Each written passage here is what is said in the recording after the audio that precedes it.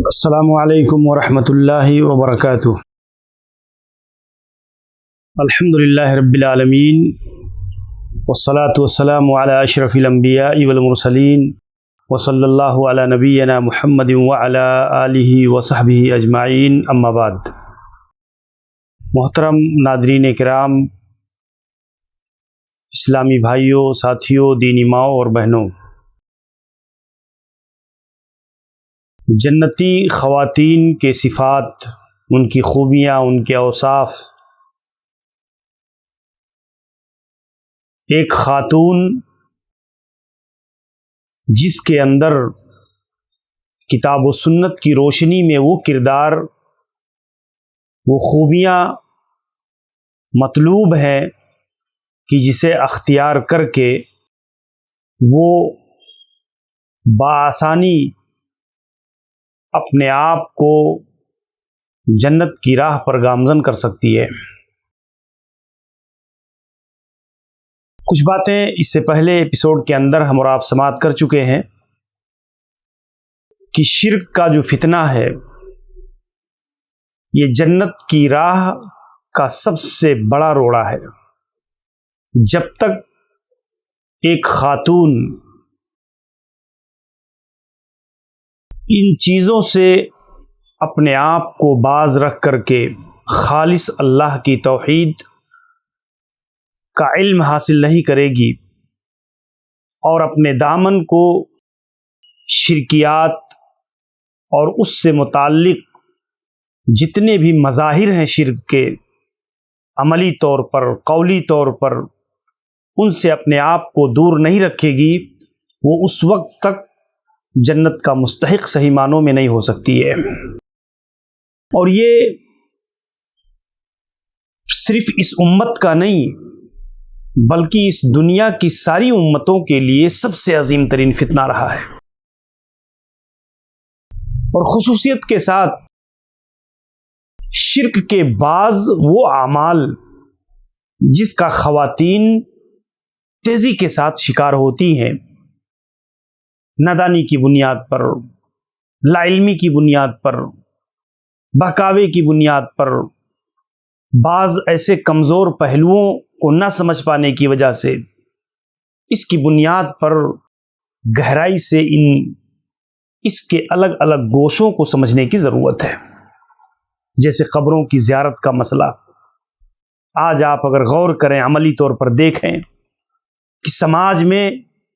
درگاہوں، مزاروں، قبروں کی طرف عورتوں کا رجحان کتنی تیزی کے ساتھ بڑھا ہوا ہے۔ یہ خاتون چادر چڑھانے کے نام پر، اولیاء پرستی کے نام پر، دعاؤں کے نام پر، نیاز نذرانے کے نام پر بڑی تیزی کے ساتھ وہ درگاہوں اور مزاروں کا رخ کر رہی ہے۔ اگر آپ دیکھیں تو اسلام میں قبروں کی زیارت کے لیے خواتین کا جانا، سفر کرنا، ایسی جگہوں پر حاضر ہونا، یہ سختی کے ساتھ منع کیا گیا ہے۔ اللہ کے نبی علیہ الصلاۃ والسلام نے فرمایا، زور القبور فإنها تذکرکم الآخرہ، قبروں کی زیارت کرو، یہ تمہیں آخرت کی یاد دلائے گی۔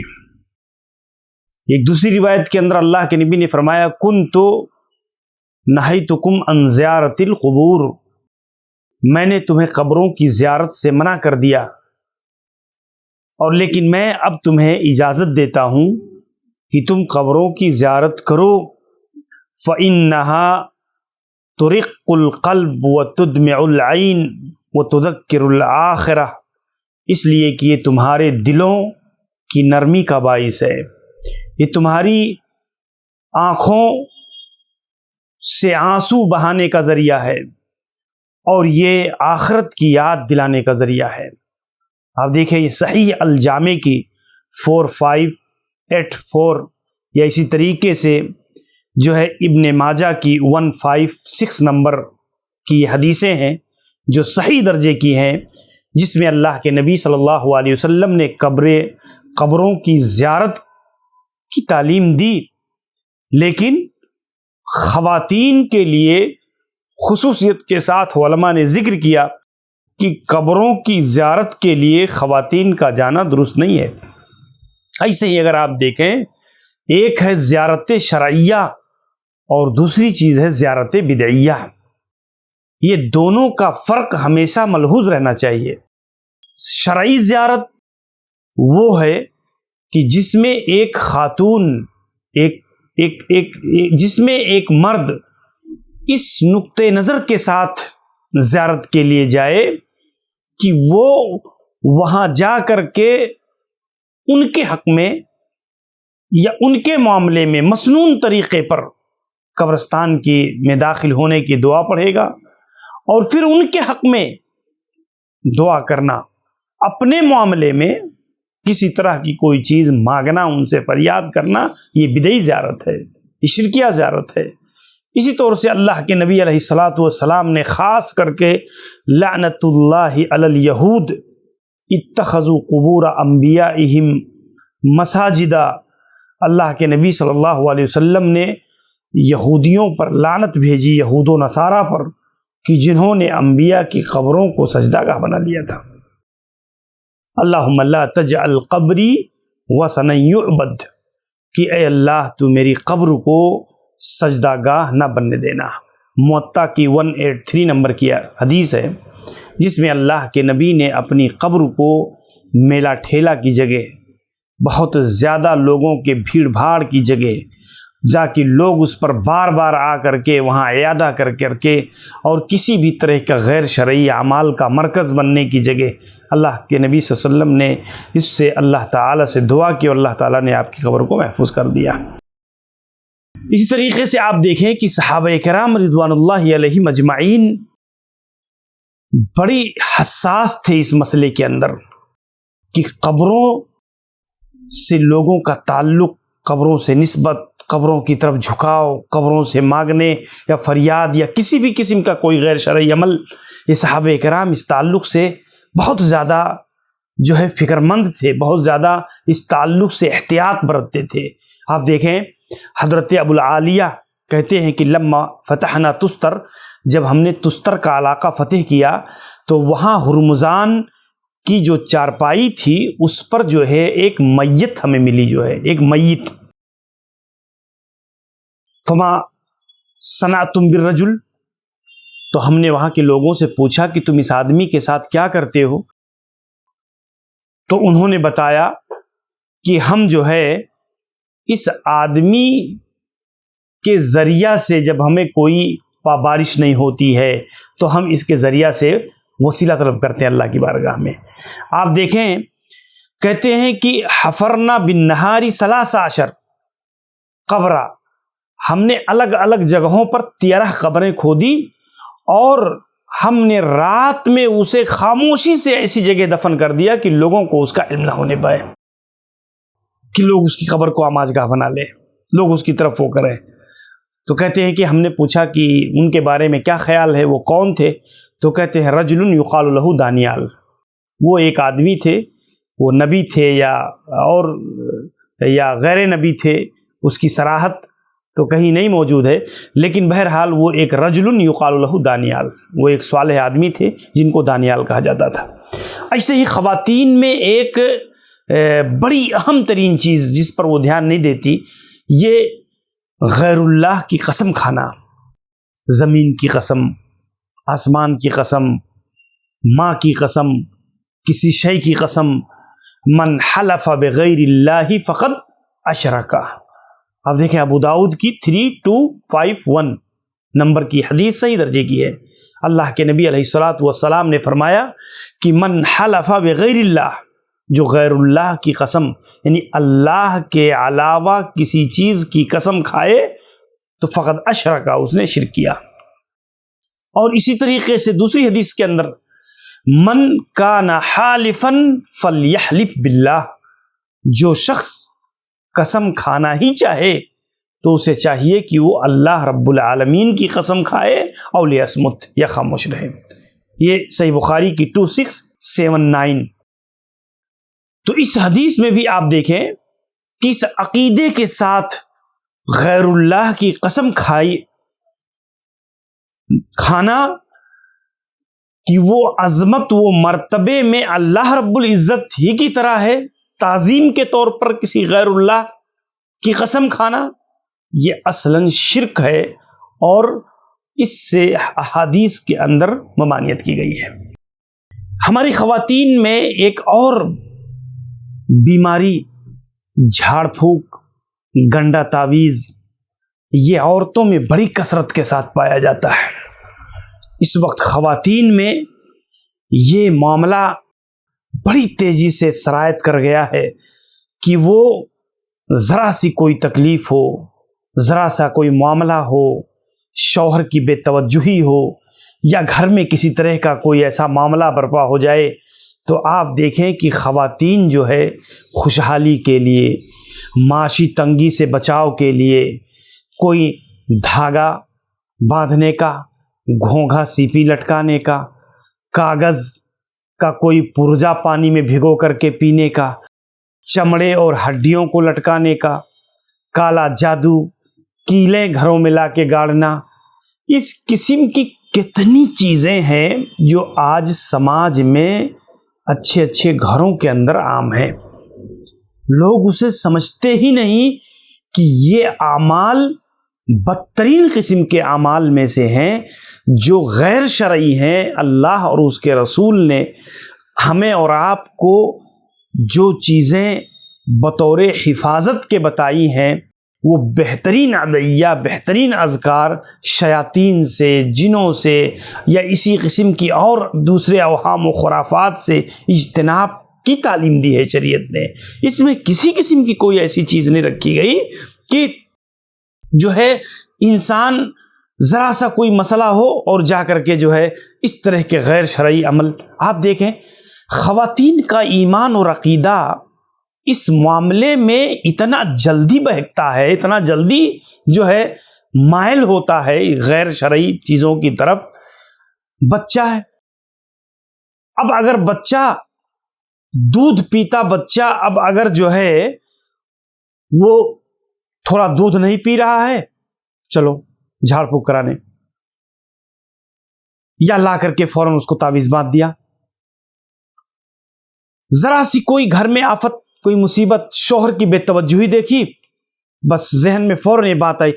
کچھ نہ کچھ اس کو ہو گیا ہے، کروا دیا گیا، کوئی کام جو ہے کسی نے کچھ کروا دیا ہے۔ اب فوراً جو ہے اس کے لیے جو ہے جھاڑ پھونک اور یہ ساری مثبت سوچ بناؤ، منفی سوچ اپنے اندر پیدا نہ کرو۔ ایمان اور عقیدے کے معاملے میں بھی کتاب و سنت کی تعلیمات میں ہمیشہ آپ دیکھیں گے کہ اس قسم کی کسی بھی مصیبت، کسی بھی آزمائش، کسی بھی چیز میں منفی تصورات کو ترجیح نہیں دیا گیا ہے۔ ہمیشہ اللہ اور اس کے رسول نے ہمیں اور آپ کو ایسی چیزیں سکھائی ہیں کہ جس کی روشنی میں انسان گہرائی سے ان چیزوں کے دفاع کا، ان چیزوں کے دور کرنے کا شرعی طریقہ۔ اللہ کے نبی فرمایا من علق تمیمۃ فقد اشرک، جو آدمی کسی چیز کو اس طور پر لٹکائے کہ اس سے اس کی وہ تکلیف دور ہو جائے گی تو اس نے شرک کیا، کیونکہ تکلیف دور کرنے والی ذات اللہ رب العالمین کی ہے۔ یہ صحیح درجے کی حدیث ہے، 6394 صحیح الجامع۔ ایسے ہی آپ دیکھیں صحابہ کرام کا، صحابیات کا مزاج اس معاملے میں، حضرت عبداللہ ابن مسعود رضی اللہ عنہ بزرگ ترین فقیہ صحابہ میں سے ہیں۔ ان کی نگاہیں اتنی دور رس ہیں کہ انہوں نے تعویذ اور گنڈے جھاڑ پھونک کے باب میں بڑی صراحت کے ساتھ ایسے اعمال کو شرکیہ عمل قرار دیا ہے۔ آپ دیکھیں سنن ابن ماجہ کی صحیح درجے کی حدیث 3530، اور اس حدیث کو روایت کرنے والی خود ان کی بیوی حضرت زینب رضی اللہ عنہا ہے۔ زینب امرات عبداللہ ابن مسعود، وہ کہتی ہیں کہ کانت عجوز تدخل علینا ترقی من الحمرہ،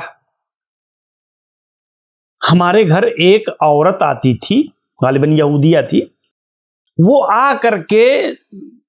حمرہ ایک بیماری ہے، زردی مائل ہو جاتے تھی، اس تعلق سے وہ آ کر کے جھاڑ پھونک کیا کرتی تھی۔ کہتی ہیں کہ حضرت عبداللہ بن مسعود رضی اللہ عنہ آئے، فوجد مس خیط، انہوں نے مجھے ایک دھاگا پہنے ہوئے دیکھا اور اتفاق سے ان کی نظر پڑی، اسے مس کیا، انہوں نے کہا ما ھذا، بیوی سے پوچھا یہ کیا ہے؟ بیوی نے کہا رقیہ لی فیہ من الحمرہ، حمرہ جو بیماری ہے اس کی دوری کے لیے، اس کی شفا کے لیے اس میں جھاڑ پھونک کی گئی ہے۔ حضرت عبداللہ بن مسعود رضی اللہ عنہ غصہ ہوئے، وقطعہ فجذبہ وقطعہ فرمى به، اس کو کھینچ کر کے توڑ دیا اور اس کو پھینک دیا اٹھا کر کے۔ اور حضرت عبداللہ بن مسعود رضی اللہ عنہ نے اس موقع پر کہا لقد اصبح آل عبداللہ اغنیاء عن الشرک، کہ عبداللہ بن مسعود کا گھرانہ، میرا خاندان، میرے اہل و عیال یہ شرک سے بے نیاز ہیں، شرکی عمل سے بے نیاز ہے۔ سمعت رسول اللہ صلی اللہ علیہ وسلم یقول، میں نے اللہ کے نبی کو فرماتے ہوئے سنا ہے، کیا؟ ان الرقا والتمائم والتولا شرک، کہ یہ رقیہ، غیر شرعی رقیہ، غیر شرعی جھاڑ پھونک اور یہ تمیمہ، لٹکانے والی جتنی چیزیں ہیں، یا اسی طریقے سے یہ تولا جس میں جادوئی عمل کیا جاتا تھا، یہ ساری چیزیں شرک ہیں، ساری چیزیں شرک ہیں۔ اور ایک دوسری حدیث امام ابو داؤد رحمہ اللہ نے اپنی سنن کے اندر صحیح سند کے ساتھ نقل کیا ہے، ابو داؤد کی 3883 صحیح درجے کی حدیث ہے۔ آپ دیکھیں اس حدیث میں یہی روایت اس طور پر منقول ہے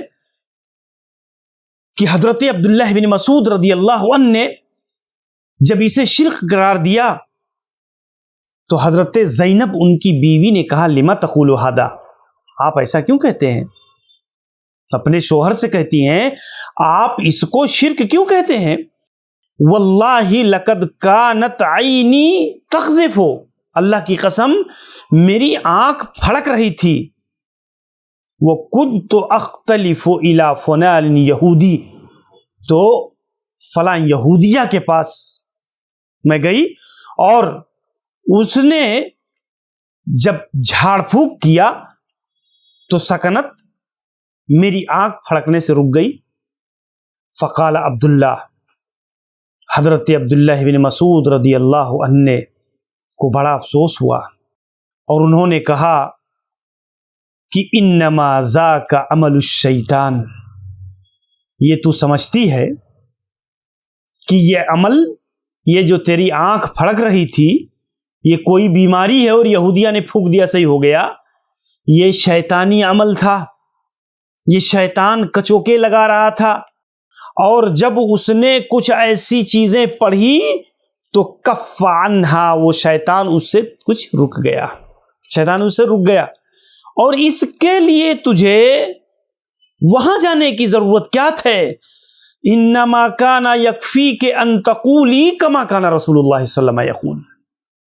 تجھے تو وہ کافی تھا جو نبی علیہ الصلوۃ والسلام نے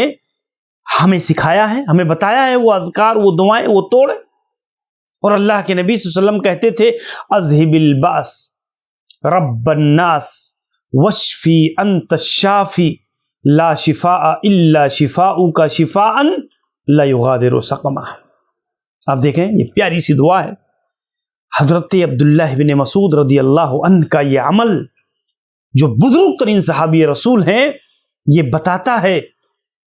کہ آپ دیکھیں اگر آپ کے تجربے کی بنیاد پر جھاڑ پھونک اور تعویذ گنڈے کا کوئی عمل لگتا بھی ہو کہ یہ شفا کا ذریعہ ہے، اس سے مجھے شفا مل گئی ہے، تب بھی وہ ہیل و حجت اور دلیل نہیں بن سکتی ہے، حجت اور دلیل نہیں ہے وہ کہ آپ کو اس کے ذریعے سے شفا مل گئی، نہیں، بلکہ وقتی طور پر وہ شیطانی عمل ہے جو دور ہو گیا ہے، اور اس کے لیے خود شریعت میں ہمارے نبی جناب محمد الرسول اللہ صلی اللہ علیہ وسلم نے وہ چیز بیان کی ہے۔ آپ نے ہمیں بہت سنہرا طریقہ سکھایا ہے، اذکار کی شکل میں، دعاؤں کی شکل میں، بیماریوں سے، مصیبتوں سے، بلاؤں سے۔ تو خواتین کے لیے اس میں بڑی عبرت ہے کہ آپ اگر جنتی خواتین کے صفات میں کو اپنے اندر پیدا کرنا چاہتی ہیں اور واقعی اپنے آپ کو بھی ان میں سے بنانا چاہتی ہیں، تو آپ کو جھاڑ پھونک، شرکیہ اعمال اور ایسی چیزوں سے حتی الامکان آپ کو اجتناب کرنا ہوگا۔ آپ دیکھیں آج سماج میں 60% سے زائد خواتین، مسلمان سماج اور معاشرہ میں خواتین کی بڑی تعداد آپ دیکھیں ہاتھ میں، کمر میں، پیروں میں، انگوٹھے میں دھاگے اور چھلے پہنے ہوئے نظر آئیں گے۔ مردوں نوجوانوں میں بہت سارے لوگ، لیکن خواتین میں بھی بڑی کثرت کے ساتھ خواتین ایسے کالے دھاگے، چھلے اور ایسی چیزوں پر ایمان اور یقین اور شفایابی کی امیدیں اس سے باندھے ہوتی ہیں۔ یہ کیا ہے؟ یہ شرکیہ عمل ہے۔ آپ دیکھیں حضرت عمران ابن حسین رضی اللہ عنہ کہتے ہیں کہ ان النبی علیہ الصلاۃ والسلام رأى رجلا فی یدہ حلقہ من صفر، اللہ کے نبی صلی اللہ علیہ وسلم نے دیکھا کہ ایک آدمی کڑا پہنے ہوئے ہے، ایک آدمی کڑا پہنے ہوئے ہے، تو آپ نے پوچھا ما هذه الحلقہ، یہ جو کڑا تو نے پہن رکھا ہے یہ کیا ہے؟ کہتا هذه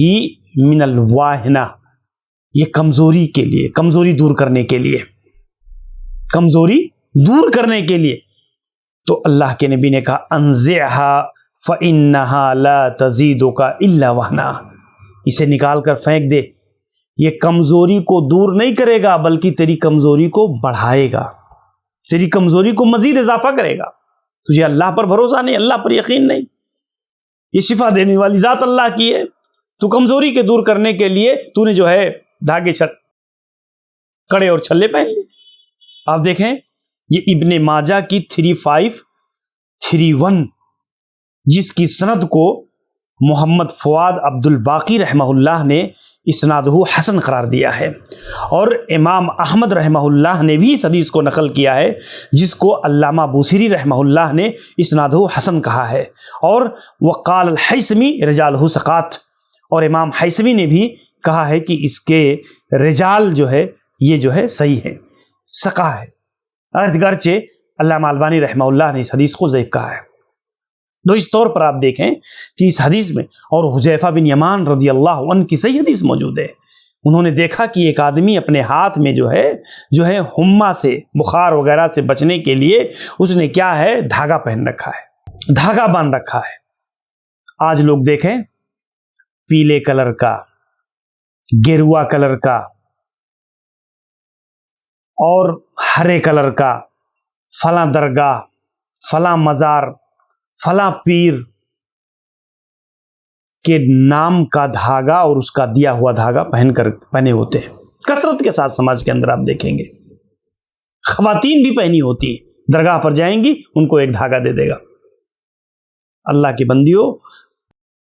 اسے پہننے سے پہلے غور کرو کہ کیا اللہ کے نبی علیہ الصلاۃ والسلام یا شریعت اور دین میں اس کی اجازت ہے؟ آپ دیکھیں حضرت حذیفہ بن یمان رضی اللہ عنہ نے جب دیکھا فقطعہ، تو آپ نے اس کو توڑ دیا، کھینچ کر کے اس کو توڑ دیا۔ وہ تلا، اور قرآن مجید کی آیت کریمہ پڑھی وما یؤمن اکثرهم باللہ الا وهم مشرکون، سورہ یوسف 106 نمبر کی آیت، کہ مسلمانوں میں وما یؤمن اکثرهم باللہ، اکثر لوگ اللہ پر ایمان لانے کے باوجود بھی وہ شرک کرتے ہیں، مشرک ہیں، وہ اللہ پر ایمان لانے کے باوجود بھی وہ شرک کرتے ہیں۔ اب دیکھیں قرآن مجید نے اس چیز کو کتنی صراحت سے بیان کیا ہے، اور ایسے ہی ہمارے نبی صلی اللہ علیہ وسلم نے گوارا نہیں کیا آپ صلی اللہ علیہ وسلم نے کبھی اس چیز کو گوارا نہیں کیا، حتیٰ کہ آپ دیکھیں کہ جانوروں کے گردنوں میں بھی قلادہ باندھ دیا گیا تھا، دھاگا پہناتے تھے، جو ہے جاہلی رسم و رواج کی بنیاد پر بعض لوگوں نے پہنا دیا کہ نظر بد سے یہ جانور محفوظ رہے گا۔ تو اللہ کے نبی صلی اللہ علیہ وسلم نے کیا کیا؟ نبی کریم صلی اللہ علیہ وسلم نے جو ہے اس کو کاٹنے کا حکم دیا، اس کو کاٹ کر کے پھینک دینے کا حکم دیا کہ اس دھاگے سے نظر بد دور نہیں ہوگا، یہ نظر بد کو دور کرنے کا ذریعہ نہیں ہے۔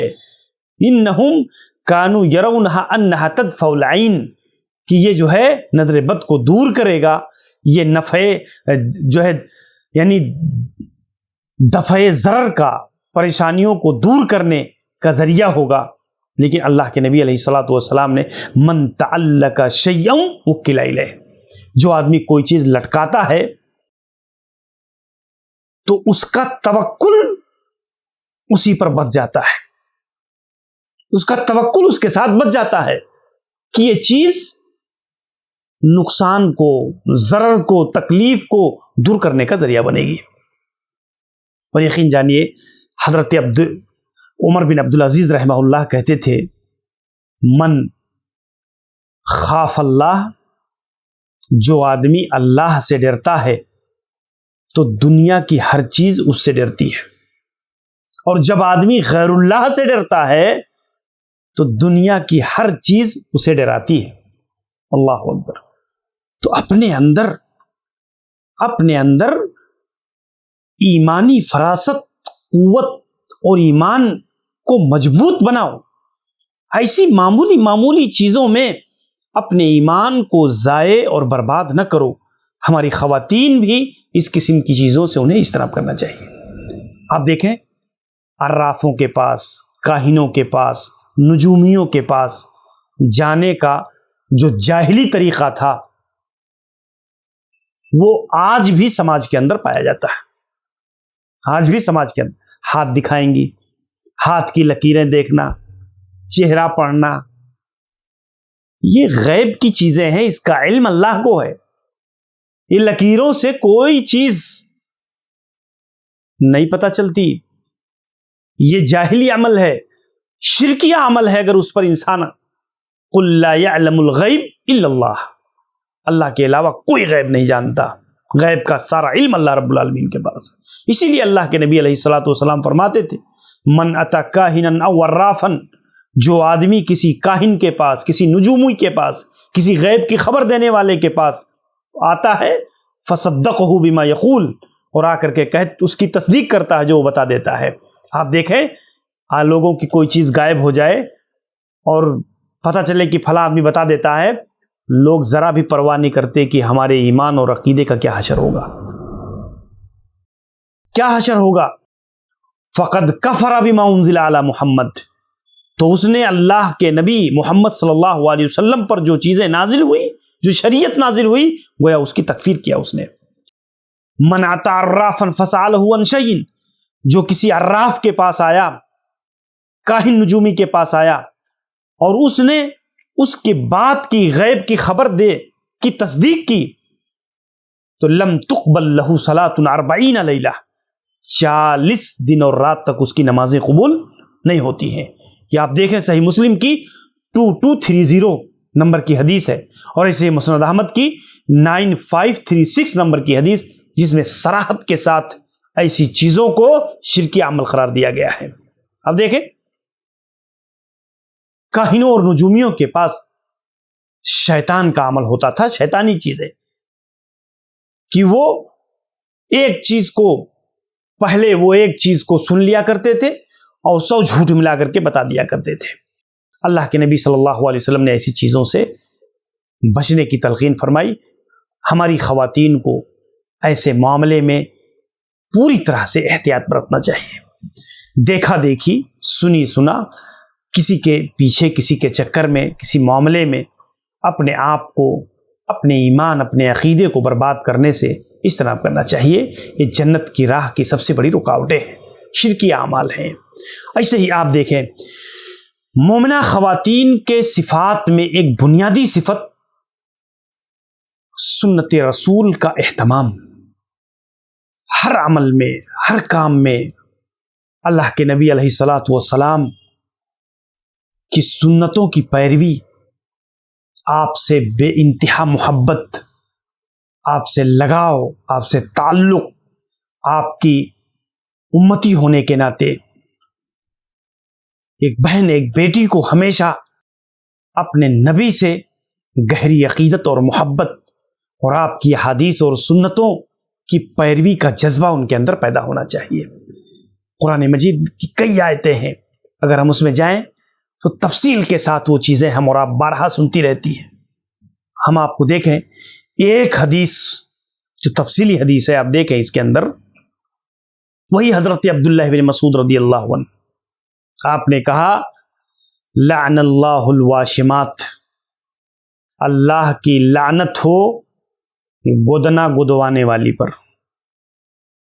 اور والمستوشمات، گدنا گودنے والی اور گدنا گدوانے والی، ہاتھ پر ٹیٹو بنوانے والی، ہاتھ پر، کمر پر، یا اسی طریقے سے یہ جو ہے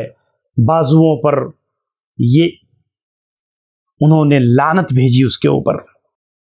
والنامسات والمتنمسات، بھوئیں کے بال، یہ جو بال ہیں آنکھوں کے اوپر، اس بال کو تراشنے والی اور ترشوانے والی خوبصورتی کے لیے، اس پر اللہ کی لعنت ہو۔ اور اسی طریقے سے والمتفلجات، اپنے دانتوں کے درمیان خوبصورتی کے لیے فرق کرانے والی اور فرق کرنے والی اور فرق کروانے والی، للحسن المغیرات خلق اللہ، اللہ کی تخلیق میں تغیر کرنے والی، تبدیلی کرنے والی۔ قال فبلغ ذلك امرأة من بنی اسد یقال لها ام یعقوب، بنو اسد کی ایک خاتون کو یہ بات معلوم ہوئی، جن کو ام یعقوب کو، جو صحابیہ ہیں، انہیں معلوم ہوئی یہ بات کہ عبداللہ ابن مسعود ایسی عورتوں پر لعنت بھیجتے ہیں جو عورتیں اس قسم کا عمل کرتی ہیں، گدنا گدواتی ہیں، اپنے بھوئیں کے بال بنواتی ہیں، اپنے دانتوں کو وہ کرتی ہیں، اللہ کی تخلیق میں تغیر کرتی ہیں۔ تو کہتی ہیں کہ کانت تقرأ القرآن، انہوں نے کہا کہ میں نے قرآن کو پڑھا ہے، فأتته فقالت، وہ حضرت عبداللہ بن مسعود رضی اللہ عنہ کے پاس آئیں اور کہا کہ آپ ایسا ایسا بیان کرتے ہیں، میں نے سنا ہے، اور میں نے قرآن کو پڑھا ہے، قرآن میں کہیں اس طرح کی چیز تو نہیں ہے۔ حضرت عبداللہ بن مسعود رضی اللہ عنہ نے کہا وما لی لا العن من لعن رسول اللہ صلی اللہ علیہ وسلم وهو فی کتاب اللہ، کہ میں اس چیز پر لعنت نہ کروں، کیوں نہ لعنت کروں کہ جس پر اللہ کے نبی نے لعنت بھیجی ہے اور وہ قرآن میں ہے، اللہ کی کتاب میں ہے۔ تو وہ عورت کہنے لگی میں نے قرآن کو بڑی گہرائی سے پڑھا ہے، قرآن میں تو یہ چیز نہیں ہے۔ لیکن تو عبداللہ بن مسعود نے کہا اگر واقعی تم نے قرآن کو پڑھا ہے تو تم قرآن میں پاؤ گی وما آتاکم الرسول فخذوہ وما نہاکم عنہ فانتہوا، کہ رسول جو تم کو دے اس کو لے لو اور جس چیز سے منع کریں اس سے رکو۔ تو وہ عورت اذهبی فانظری کہتی ہیں کہ میں جاؤں گی اور اپنے معاملے پر غور کروں گی کہ واقعی مجھ سے غلطی ہو رہی تھی، واقعی مجھ سے غلطی ہو رہی تھی۔ آپ غور کیجئے کہ اس حدیث میں وہ خاتون کتنی گہری فراست اور قرآن مجید کی آیات پر، صورتوں پر کتنی گہری نظر، کہ انہوں نے کہا کہ میں نے قرآن پڑھا ہے، میں پڑھتی ہوں قرآن کو، قرآن میں نہیں ہے یہ چیز۔ تو عبداللہ بن مسعود رضی اللہ عنہ نے اصولی طور پر وہ بات بیان فرمائی کہ قرآن مجید میں اللہ کے نبی علیہ الصلاۃ والسلام کی اتباع کا حکم ہے، آپ جو شریعت لائے، جو بات آپ نے کہی اس کو مان لو، اور یہ اللہ کے نبی نے حرام قرار دیا ہے، اللہ کے نبی نے یہ چیز بیان فرمائی ہے۔ تو آپ دیکھیں، اس سے پتہ چلتا ہے کہ اللہ کے نبی علیہ الصلاۃ والسلام کی اتباع اور پیروی اپنی زندگی کے تمام امور میں گدنا گدوانے میں، ناخن کی پالش لگوانے میں۔ آج کتنی عورتیں، نوجوان بچیاں شادی بیاہ کے موقعوں پر، عید کے موقعوں پر غیر مردوں کے پاس جا کر کے مہندی لگواتی ہیں۔ یوٹیوب پر یا فیس بک پر کئی ایسی ویڈیوز دیکھنے کا اتفاق ہوا کہ جوان بچیاں ایسے غیر مردوں سے ہاتھ پکڑوا کر کے اور جو ہے مہندی لگوا رہی ہیں۔ آپ اندازہ کیجئے کہ مسلم سماج اور مسلم معاشرہ بے حیائی کے کس لیول پر کھڑا ہے، کہاں کھڑا ہوا ہے۔ شریعت نے کتنی سختی کے ساتھ منع کیا ہے ایسی چیزوں سے۔ حضرت عائشہ رضی اللہ عنہا اسی بنیاد پر کہتی تھی، آپ دیکھیں کہ انصاری خواتین صحابیات میں اتباع رسول کا جذبہ کوٹ کوٹ کر بھرا ہوا تھا۔ جب کبھی شریعت کا کوئی حکم آتا تو اس میں ٹال مٹول ان کی عادت نہیں ہوتی تھی۔ انہیں کوئی علم ہو جاتا کسی حکم کا، وہ فوراً چھوڑ دیتی تھی۔ آپ دیکھیں جس سماج میں خواتین کے پردہ کرنے کا رواج نہیں تھا، لیکن آپ دیکھیں جب پردہ کی آیت نازل ہوئی تو صحابیات نے اپنے چادروں کو پھاڑ کر کے اور اس کا پردہ بنا لیا، اپنے گھر کے دروازوں پر اس کو لٹکا دیا۔ اور اسی بنیاد پر حضرت عائشہ رضی اللہ عنہا بیان کرتی ہیں، لما انزل اللہ، جب اللہ تعالیٰ نے وہ آیت کریمہ نازل فرمائی حجاب کی، وَلْيَضْرِبْنَا بِخُمُرِهِنَّ عَلَى جُيُوبِهِنَّ شَقَقْنَا مُرُوتَهُنَّ، انہوں نے اپنی چادروں کو پھاڑ لیا، فَاخْتَمَرْنَا بِهَا، اور اس سے پردہ کرنے لگی۔ ایسے ہی جنتی خاتون کے بہت ہی بنیادی صفات، بہت ہی بنیادی اور اہم ترین صفات میں سے کچھ متفرق صفات ہیں جس کو ہمیں بالخصوص خواتین کو گہرائی سے جاننا چاہیے۔ آئیے دیکھیں، آپ علم حاصل کیجئے، گہرائی کے ساتھ علم سیکھیے۔ حضرت ابو موسیٰ الاشعری رضی اللہ عنہ بیان کرتے ہیں، حضرت ابو موسیٰ الاشعری رضی اللہ عنہ بیان کرتے ہیں،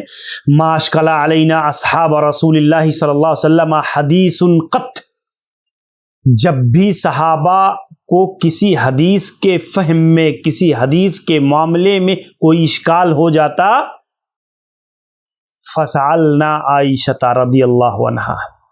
تو ہم اس کے معاملے میں، اس حدیث کے بارے میں، اس حکم کے بارے میں، اس فتوے کے بارے میں حضرت عائشہ رضی اللہ عنہا کی طرف رجوع کرتے تھے۔ الا وجدنا عندها منه علما، تو ہم ضرور اس مسئلے میں، اس حدیث کی بابت حضرت عائشہ رضی اللہ عنہا کے پاس علم پاتے، یعنی اس بارے میں انہیں علم ہوتا اور وہ ہماری رہنمائی کرتی۔ کتنی گہری بصیرت تھی حضرت عائشہ رضی اللہ عنہا کے پاس۔ تو آپ علم کا زیور اختیار کیجئے۔ علم یہ ایک مومن کی گمشدہ چیز ہے، آپ اس کو سیکھیے، اس کو حاصل کیجئے، یہ آپ کے لیے جنت کے راستوں کو آسان بنائے گا، آپ کو ٹھوکریں کھانے سے بچائے، آپ کے لیے خیر پر چلنے کی راہیں ہموار ہوں گی۔ اس لیے صحیح علم سیکھنے کی کوشش کیجئے۔ دوسری چیز آپ دیکھیں، بہت ساری روایتیں ہیں، میں تفصیل میں نہیں جاؤں گا۔ دین کی دعوت، داعیانہ کردار پیدا کیجئے اپنے اندر، دین کو سیکھنے کا اور دین کی اشاعت کا۔ آپ جب داعیانہ کردار پیدا کریں گی، تبلیغ کا جذبہ اپنے اندر پیدا کریں گی، تو آپ کے تجربے میں، آپ کے علم میں مزید اضافہ ہوگا۔ جب کسی خاتون میں کسی برائی کے دور کرنے کا جذبہ ہوتا ہے، کسی خیر پر عمل کا، اس کی دعوت کا جذبہ ہوتا ہے، تو وہ کبھی مدعو نہیں بنتی ہے، وہ کبھی کسی کی دعوت کا، کسی کے بہکاوے کا شکار نہیں بنتی، اسے خود شعور پیدا ہوتا ہے، وہ داعیانہ کردار سمجھتی ہے۔ اور اس کی بنیاد پر اگر آپ دیکھیں گی تو آپ دیکھیں کہ ان نبی صلی اللہ علیہ وسلم قبل بعد نسائه، اللہ کے نبی نے اپنی بعض بیویوں میں سے کسی کو بوسہ دیا، اور ثم خرج الى الصلاۃ، وضو کر کے آپ نے بوسہ دیا اور اس کے بعد آپ نماز کے لیے نکلے، ولم يتوضا، آپ نے وضو نہیں کیا۔ قال، راوی کہتے ہیں عروہ جو ان کے بھانجے ہیں، کہتے قلت من ہیا، میں نے پوچھا کہ وہ کون ہے، الا انت، آپ کے سوا وہ کون ہو سکتی ہے، فضحکت، تو وہ ہنسنے لگی۔ آپ غور کیجئے کہ پرسنل مسائل میں بھی جس میں ایک خاتون حیا کرتی ہے، مسئلے کی وضاحت کے لیے حضرت عائشہ رضی اللہ عنہا نے ایسی چیزوں کو بھی بیان کیا تبلیغ کی بنیاد پر، تاکہ لوگوں کو علم ہو، خواتین کو علم ہو کہ اگر کسی خاتون نے وضو کیا ہے، کسی شوہر نے وضو کر لیا ہے اور وہ بوسہ لے لیتا ہے تو اس سے اس کا وضو نہیں ٹوٹے گا۔ مسئلہ سمجھانے کے لیے، بتانے کے لیے اتنا جذبہ ان کے اندر ہوتا تھا کہ وہ مسئلے کو بتانے کے لیے، سمجھانے کے لیے، دعوت کی غرض سے، تبلیغ کی غرض سے، اشاعت کی غرض سے انہوں نے پرسنل لائف کے مسئلے کو واضح کر دیا۔ یہ ذوق، یہ جذبہ، اپنا مزاج ہمیشہ تحقیقی بنائیے، تحقیقی بنائیے اپنا مزاج، اور آپ دیکھیں گے حق کی تلاش، صحیح احادیث کی جستجو، صحیح مسئلے کی جستجو، پیش آمدہ مسائل میں مضبوط علماء کی طرف رجوع، اس کے حصول کی تڑپ، یہ آپ کو علم گلم ادھر ادھر کے بےتکی چیزوں سے بچائے گا۔ مزاج میں اپنے تحقیق اور جستجو کا جذبہ پیدا کیجیے، اور اس کی مثال آپ کو ازواج مطہرات اور صحابیات کی زندگی میں آپ کو ملے گا۔ آپ غور کیجئے، حضرت عروہ، یہی حضرت عائشہ رضی اللہ عنہا کے بھانجے، آپ دیکھیں کہتے ہیں کہ حج علینا عبداللہ ابن عمر بن عاص، حضرت عبداللہ ابن عمر بن عاص حج کو آئے تو میں نے ان سے ایک حدیث سنی کہ اللہ کے نبی نے فرمایا ان اللہ لا ينزع العلم بعد ان اعطاكموه انتزاعا، اللہ تعالیٰ جب تمہیں علم کو دے گا تو علم کو دنیا سے ایسے نہیں اٹھائے گا، چھینے گا نہیں اللہ تعالیٰ، ولكن ينتزعه منهم من مع قبض العلماء بعلمهم، کہ اللہ تعالیٰ علماء کو اٹھا لے گا۔ مشہور روایت ہے جس کو ہم سنتے ہیں، بخاری کی بھی روایت ہے، اس میں الفاظ بدلے ہوئے ہیں، فَيَبْقَى نَاسٌ جُهَالٌ، تو جاہل لوگ باقی رہ جائیں گے، وہ فتویٰ دیں گے اور اس طریقے سے خود گمراہ ہوں گے، دوسروں کو بھی گمراہ کریں گے۔ کہتے ہیں فحدثت بہ عائشہ زوج النبی صلی اللہ علیہ وسلم۔ آپ غور کیجئے، عروہ کہتے ہیں میں نے اس حدیث کو حضرت عائشہ رضی اللہ عنہا سے بیان کیا، تحقیق کی غرض سے، پوچھنے کی غرض سے۔ ثم ان عبداللہ ابن عمر حج بعد، آپ دیکھیں کہ حضرت عائشہ رضی اللہ عنہا کو اس حدیث کے متعلق علم نہیں تھا، حضرت عروہ نے جب بیان کیا تو انہیں اس حدیث کے معاملے میں ایک جستجو، ایک تڑپ پیدا ہوئی کہ اس کی تحقیق، کہیں عروہ سے کوئی غلطی تو نہیں ہو رہی ہے کہ وہ سمجھ نہ پائے ہوں یا ان سے کوئی خطا ہو رہی ہو۔ کہتی ہیں کہ جب پھر دوبارہ حضرت عبداللہ ابن عمر جو ہے سے ملاقات ہوئی تو حضرت عائشہ رضی اللہ عنہا کہتی ہیں یبن اختی، اے میرے بھانجے، انطلق الی عبداللہ ابن عمر، عبداللہ ابن عمر کے پاس جاؤ، فاستثبت لی اور میرے لیے اس حدیث کو پھر سے ان سے پوچھو، تاکیدی طور پر اس کا ثبوت کے طور پر اس کو پوچھو، الذی حدثتنی عنہ، جس کو تم نے مجھ سے بیان کیا تھا، کہ کیا واقعی وہ حدیث ویسے ہی ہے جسے تم نے سنا ہے، اور جو ہے حضرت عبداللہ بن عمرو بن عاص کے حوالے سے تم نے اس حدیث کو نقل کیا ہے؟ کہتے ہیں فجئتہ فسألتہ فحدثنی بہ، میں ان کے پاس آیا، میں نے دوبارہ اس حدیث کی تحقیق کے لیے اس کو پوچھا، پھر انہوں نے مجھ سے اس حدیث کو ویسے ہی بیان کیا جیسے انہوں نے پہلی بار بیان کیا تھا۔ فاتیت عائشہ، میں نے حضرت عائشہ کے پاس میں آیا، فاخبرتھا، میں نے اس حدیث کی خبر دی انہیں، فاعجبت، تو حضرت عائشہ رضی اللہ عنہا کو بڑا تعجب ہوا، فقالت، انہوں نے کہا، واللہ لقد حفظ عبداللہ ابن عمرو، اللہ کی قسم عبداللہ ابن عمرو کا حافظہ بہت قوی ہے، انہوں نے اس حدیث کو اللہ کے نبی سے ضبط کیا ہے، جبکہ مجھے اس بارے میں علم نہیں تھا، یہ ہوتا ہے ایک علم والی خاتون کا مزاج۔ آج میں سماج میں دیکھتا ہوں معمولی مسئلوں کو لے کر کے کوئی گہری علم نہیں ہے، بصیرت نہیں ہے، سمجھ بوجھ نہیں ہے، دلائل پر نظر نہیں ہے، لیکن خواتین کی مجلسوں میں آپ دیکھیں علمی کبر و غرور اور بڑکپن اور کس طرح کی چیزیں عام ہیں۔ تو ہماری خواتین کو یہ باتیں گہرائی سے سمجھنے کی ہیں کہ آپ کبھی علمی تکبر کا شکار نہ ہو، آپ مضبوط علم کو اس طور پر سیکھیں اور اس کا حامل بنیں۔ آپ دیکھیں حضرت شریح بن ہانی کہتے ہیں، میں نے عائشہ رضی اللہ عنہا سے پوچھا عن المسح علی الخفین، خف جو چمڑے کا ہوتا ہے اس پر مسح کرنے سے متعلق میں نے مسئلہ پوچھا، کس سے؟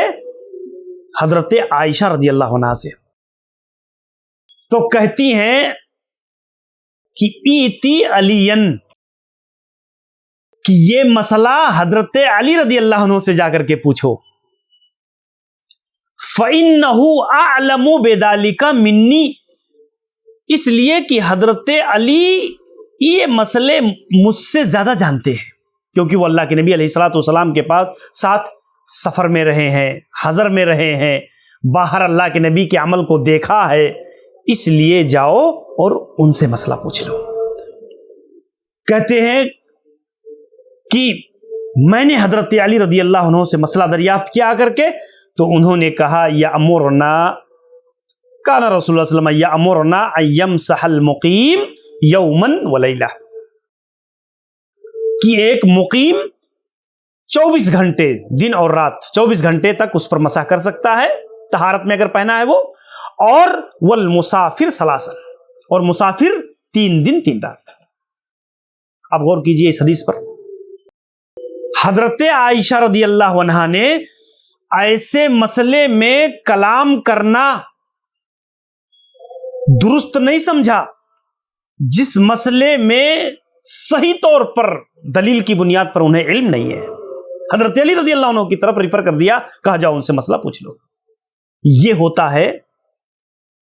صحیح طور پر صحیح منہج، صحیح اصول کو جاننے والے اور شریعت کے باب میں مخلص لوگوں کا کردار اس طور پر ہوتا ہے۔ آج تو بہت بڑا فتنہ سماج کے اندر عام ہے، ایک آدمی، ایک عالم، ایک بردر اور ایک عام شخص نہ کہنا یہ عار سمجھتا ہے اپنے لیے شریعت کے مسئلے میں، کہ اگر مجھ سے کسی نے پوچھ لیا تو میں نہ کیسے کہہ دوں کہ مجھے یہ بات نہیں معلوم ہے۔ لا ادری کہنا یہ علم ہے،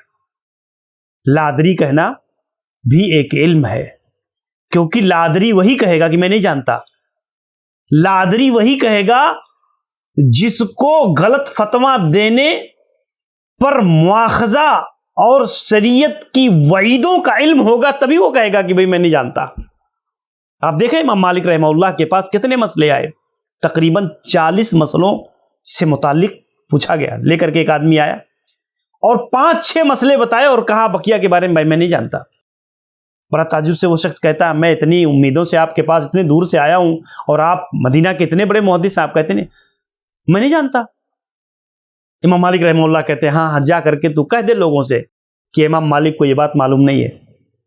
اس میں کوئی عار نہیں ہے، مجھے نہیں پتا۔ تو یہ ہوتی ہے علم کی شان۔ تو ایک حقیقی عورت، ایک جنتی عورت جو حقیقت میں جنت کی راہ پر چلنا چاہتی ہے، اس کے اندر یہ مزاج پیدا ہونا چاہیے، یہ شعور پیدا ہونا چاہیے کہ آج سماج میں کس نوعیت کے فتنے اٹھ رہے ہیں اور کس نوعیت کے فتنے عام ہو رہے ہیں۔ آپ دیکھیں یہ حدیث سنن النسائی کی 129 نمبر کی حدیث ہے، اور اسی طریقے سے اس سے پہلے والی روایت بخاری کی 7307 کی ہے۔ تو آپ دیکھیں کہ اس طور پر ہم اور آپ یا بالخصوص خواتین اپنا حدود، اپنا دائرہ علمی طور پر سمجھیں، اس کو جانیں اور اس معاملے میں شریعت کے مزاج کو گہرائی سے سمجھنے کی کوشش کریں۔ ایسے ہی اگر آپ دیکھیں تو خواتین جنتی، خواتین کے ایسے صفات بعض ان امور میں جس میں لازم ہے کہ خواتین حقوق سے متعلق، ذمہ داریوں سے متعلق وہ چیزیں جس میں ایک خاتون پابند ہے، ان چیزوں کے معاملے میں بھی جنتی خاتون کے صفات کو سمجھ کر کے اس پر عمل کرنے کی کوشش کریں۔ اللہ تعالیٰ سے دعا ہے کہ اللہ رب العالمین ہمیں اور بالخصوص خواتین کو شریعت کے ان بنیادی احکام و مسائل کو سمجھنے کی اللہ ہمیں توفیق دے، اور خواتین گہرائی سے ان معاملے میں سوجھ بوجھ پیدا کریں، شعور پیدا کریں، تاکہ وہ اپنے آپ کو جنتی خواتین میں شامل کر سکیں۔ اللہ تعالیٰ ہمیں اس بات کی توفیق دے اور اللہ رب العالمین ہماری کوتاہیوں کو دور فرمائے۔ اللہ تعالیٰ صحیح طور پر کتاب و سنت کی تعلیم کو سمجھنے اور اس پر عمل پیرا ہونے کی توفیق دے۔ اقول قولی ھذا استغفر اللہ لی ولکم ولسائر المسلمین من کل ذنب انہ هو الغفور الرحیم، وصلی اللہ علی نبینا محمد وعلی آلہ وصحبہ اجمعین۔ السلام علیکم ورحمۃ اللہ وبرکاتہ۔